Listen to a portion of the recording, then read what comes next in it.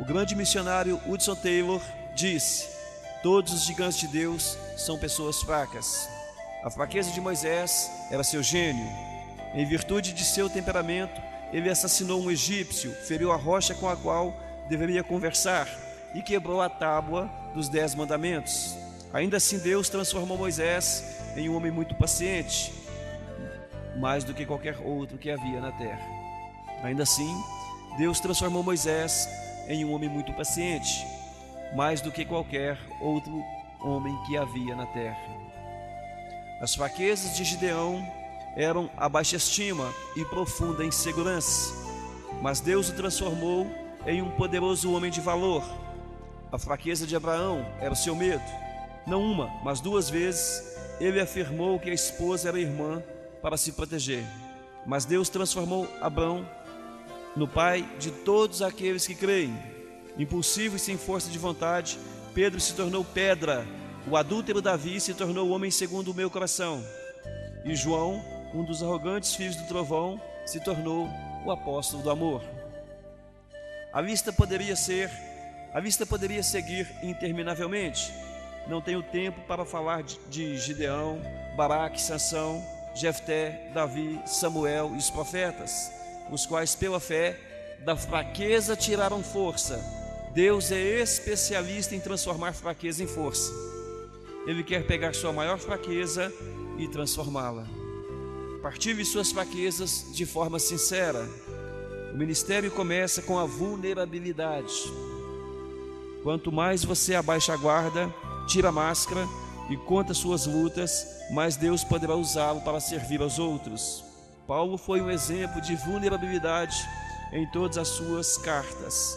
Ele conta abertamente suas falhas. Quando quero fazer o bem, não o faço. E quando tento não cometer erros, acabo errando do mesmo jeito. Seus sentimentos. Meus queridos amigos de Corinto, eu contei-lhes tudo quanto sentia. Eu os amo de todo o meu coração. Suas frustrações, fomos esmagados e totalmente oprimidos.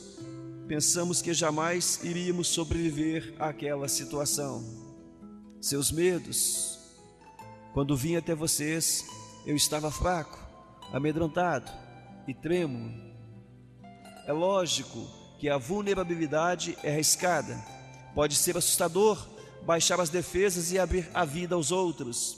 Quando você expõe seus fracassos, sentimentos, frustrações e temores, você arrisca ser rejeitado, mas os benefícios valem o risco. A vulnerabilidade liberta emocionalmente. Quando nos abrimos, aliviamos a tensão e dissipamos nosso medo, que é o primeiro passo rumo à libertação. Nós já vimos que Deus dá graça ao humilde, mas muitos não compreendem a humildade. Ter humildade não é se rebaixar ou negar a própria força, mas ser sincero sobre as suas fraquezas. E também receberá graça nos outros. A vulnerabilidade é uma graça cativante. Somos naturalmente atraídos por pessoas humildes. A pretensão traz aversão, mas a autenticidade atrai.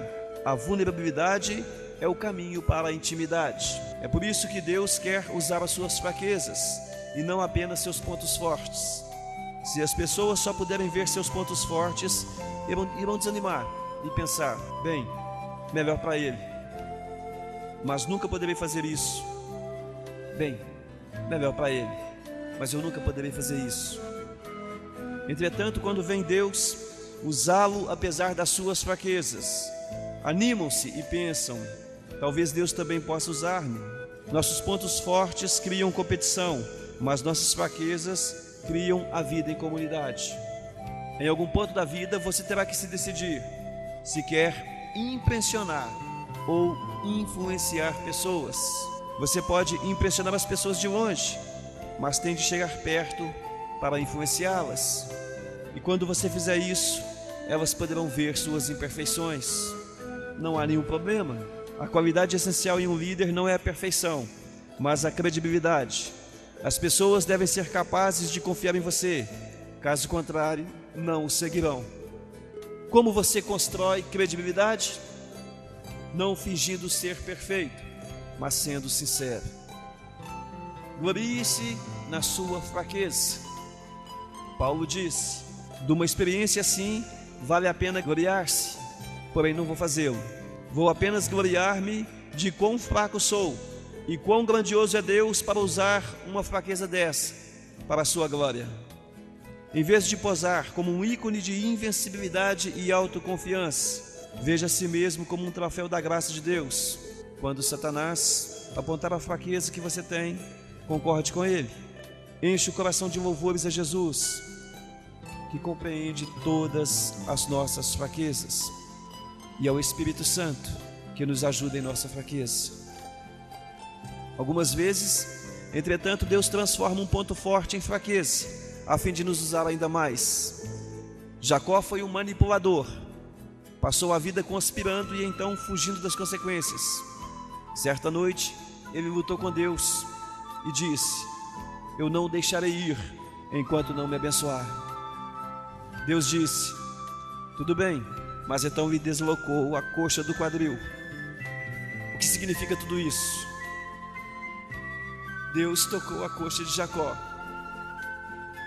Deus tocou a força de Jacó.